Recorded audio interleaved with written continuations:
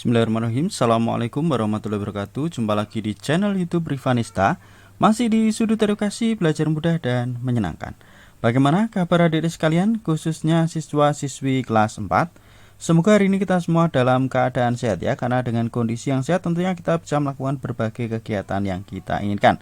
Dan dengan kondisi yang sehat pula pastinya kita bisa belajar bersama untuk membahas soal-soal dari buku matematika untuk SD atau MI kelas 4 kurikulum 2013 yang disempurnakan ya, terbitan dari Gelora Aksara Pratama atau sering saya singkat dengan GAP ya, yang dikarang oleh Gunanto dan Desi Adalia. Untuk kesempatan kali ini kita masih di bab 7 tentang hubungan antar garis ya, dan kita sudah masuk di latihan 5 di sekalian ya. Latihan 5 ini membahas tentang bagaimana mengidentifikasi sudut yang terjadi jika dua garis jajar dipotong oleh sebuah garis. Oke. Sebelum kita membahas soal yang ada, akan saya jelaskan sedikit materi tentang sudut yang terjadi jika dua garis sejajar dipotong oleh sebuah garis. Nah, ini aja. Langsung kita lihat di sini ya. Jadi jika terdapat dua garis sejajar, ini misalnya ya, ini ada dua buah garis jajar, anggap aja misalnya ini garis M ya, ini garis M dan ini garis R, dipotong oleh garis A misalnya ini ya. Jadi dua garis jajar yaitu garis M dan N, ini dipotong oleh sebuah garis yaitu garis A. Nah, maka sudut-sudut yang terjadi seperti apa? Nah, kita lihat ya. Jadi sudut-sudut yang sehadap itu memiliki besar yang sama. Kita lihat sudut sehadap, berarti menghadapnya sama ya. Ini misalnya nih, sudut 1 itu sehadap dengan sudut 5, menghadapnya ke sana adik sekalian ya. Kemudian kalau sudut 2 sehadap dengan sudut berapa? Sudut 6.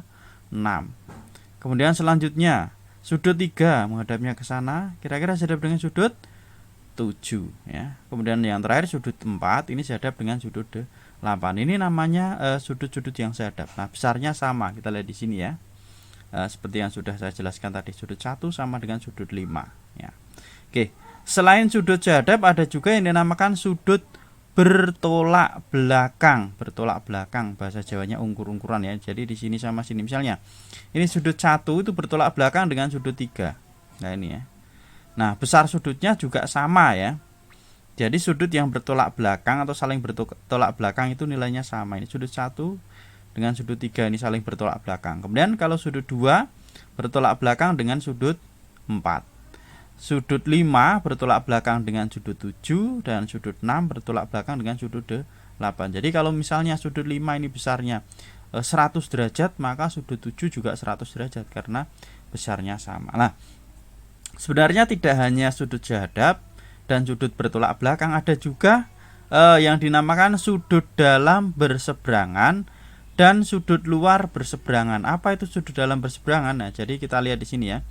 Berarti sudut yang ada di dalam dua garis sejajar yang letaknya dipisahkan oleh garis yang memotong ya ini. Jadi ini di dalam tapi berseberangan. Nah, jadi ini sudut 3 itu berseberangan dengan sudut 5 ya, ini dalam berseberangan. Nah, ini juga nilainya sama adik-adik kalian ya. Kemudian sudut 4 ini merupakan sudut dalam berseberangan dengan sudut 6. Jadi di dalam garis jajar tapi berseberangan, tapi letaknya ini ya, berjauhan ya, berseberangan. Nah, kemudian selain sudut dalam berseberangan ada juga sudut luar berseberangan. Nah, kalau sudut luar berseberangan berarti ini kita lihat. Jadi di luar garis jajar ya, berarti sudut 1 ini ya, sudut luar berseberangan dengan sudut 7. Kemudian sudut 2 ya dengan sudut 8, ini namanya sudut luar berseberangan. Nah, itu adik-adik sekalian ya, sedikit penjelasan tentang sudut-sudut yang terbentuk apabila ada dua garis jajar dipotong oleh sebuah garis. Nah, kalau sudah jelas, sekarang kita ke latihan 5. Perhatikan gambar di samping, kemudian tentukan. Nah, ini ya, ada dua garis jajar dipotong oleh sebuah garis ya. Di sini terbentuk 8 buah sudut ya, A, B, C, D, E, F, G, H. Nah, pertanyaan yang pertama untuk soal nomor 1 ya, ini yang A ya. Pasangan sudut yang sehadap. Nah, mana? sudut A itu sehadap dengan sudut C ya. Kemudian sudut B ya, sudut B sehadap dengan sudut D. Sudut E itu sehadap dengan sudut G, dan sudut F sehadap dengan sudut H. Ini nomor 1 ya. Kemudian nomor 2, pasangan sudut yang saling bertolak belakang. Yang bertolak belakang itu A dengan F, B dengan E, C dengan H, D dengan G. Ya, ini sudah saya tuliskan adik-adik untuk soal nomor 1 yang bagian 1 dan 2 ya. Oke, ini sudah saya tuliskan ya, tulisannya jelek tapi yang penting adik-adik udah paham ya. Jadi sudut yang sehadap tadi sudut A dengan sudut C, sudut B dengan sudut D, sudut E dengan sudut G, dan sudut F dengan sudut H, itu yang sehadap. Kemudian yang bertolak belakang tadi ya, sudut A dan sudut F, sudut B dengan sudut E, sudut C dengan sudut H, dan sudut D dengan sudut G.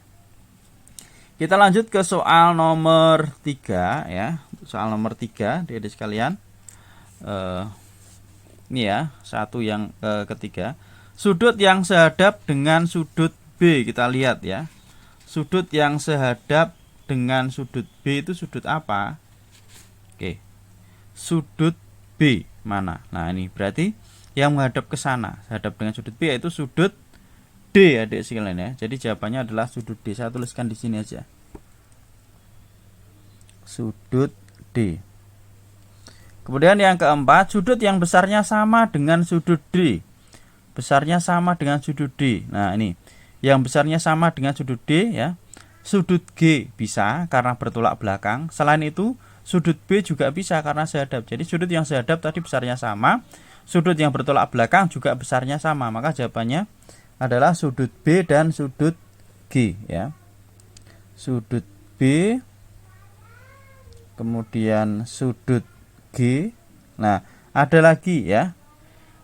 Berarti dia sudut luar berseberangan. Sudut E dari sekalian ya, besarnya sama ya. Sudut E, ini saya tambah 1 berarti sudut E ya. Jadi yang besarnya sama dengan sudut D itu ya. Sudut B kemudian sudut G, nah sudut E ya. Ini karena dia sudut luar berseberangan dengan sudut D. Selanjutnya yang kelima, sudut yang besarnya sama dengan sudut F. Kita lihat. Yang pertama yang bertolak belakang dulu ya, berarti ya sudut A. Kemudian sudut apa lagi adik-adik sekalian ya? Berarti yang dalam berseberangan dulu. Sudut C ya. Kemudian yang sehadap yaitu sudut H. Ya, ini jadi sudut yang besarnya sama dengan sudut F itu ada sudut A, sudut C, dan sudut H. Itu untuk soal nomor 1 ya. Kemudian soal nomor 2, tentukan besar sudut berikut berdasarkan gambar di samping. Ingat, besar sudut lurus sama dengan 180 derajat. Sudut lurus ya, berarti membentuk garis lurus itu 180 derajat. Oke. Kita lihat di sini, sudut A. Sudut A itu bertolak belakang dengan sudut ini ya. Ini tidak ada namanya. Kita anggap aja misalnya kita sudut C ya. Tidak ada namanya. Nah, kalau bertolak belakang berarti besar sudutnya sama, maka sudut A besarnya 35 derajat. Nah, kalau A 35 derajat, lah ini sudut E, kita lihat ya sebelum kita isi dulu. Besarnya sudut E ini sudut dalam berseberangan dengan sudut ini ya, yang kita kasih nama tadi sudut C ya. Berarti ini sudut E juga 35 derajat. Oke. Kemudian sudut yang sehadap dengan 35 derajat ini adalah sudut G. Berarti ini juga 35 derajat. Ya, kita sudah dapat 3 buah sudut ya. Kemudian pertanyaan selanjutnya, besar sudut G. Nah, ini tadi sudah kita isi ya. Sudut G 35 derajat karena sehadap dengan ini yang sudah dikasih nilainya, berarti 35 derajat. Nah, selanjutnya besar sudut D. Untuk mencari sudut D, karena diketahui tadi ya, besar sudut lurus 180 derajat, maka sudut D ditambah ini totalnya 180 derajat. Maka besar sudut D itu sama dengan 180 derajat dikurangi 35 derajat. Berapa hasilnya? 145 derajat. Ya, jadi sudut D 145 derajat. Kita isi di sini. Kalau D 145, B juga 145 karena bertolak belakang dengan sudut D. Kemudian mana lagi? Nah, sudut H. Sudut H ini sehadap ya adik-adik sekalian ya, sehadap dengan sudut D, maka ini juga 145 derajat. Sudut F juga 145 derajat karena bertolak belakang dengan sudut H. Nah, udah terisi semua ya besar sudutnya, maka kita di sini tinggal ngisi. Besar sudut B berapa? Oh, 145 derajat. Nah, kemudian besar sudut H, ini tadi udah kita isi karena sehadap atau bertolak belakang dengan sudut F ya. Ini juga 145 derajat. Selesai ya. Jadi gitu. Yang penting kita tahu ya, apakah itu sudut sehadap, bertolak belakang ya, sudut dalam berseberangan, sudut luar berseberangan. Nah, dan kita juga harus tahu ya, besar sudut lurus itu 180 derajat ya. Oke, itu adik-adik sekalian untuk latihan 5 sudah kita bahas ya, berarti untuk soal nomor 1 dan 2 ya. Kemudian untuk latihan berikutnya, nah ini nanti ada soal penugasan akan kita bahas di video berikutnya ya. Terima kasih sudah belajar bersama, semoga bermanfaat dan mohon maaf apabila ada kekurangan. Saya rasa cukup sekian dan saya akhiri. Wassalamualaikum warahmatullahi wabarakatuh.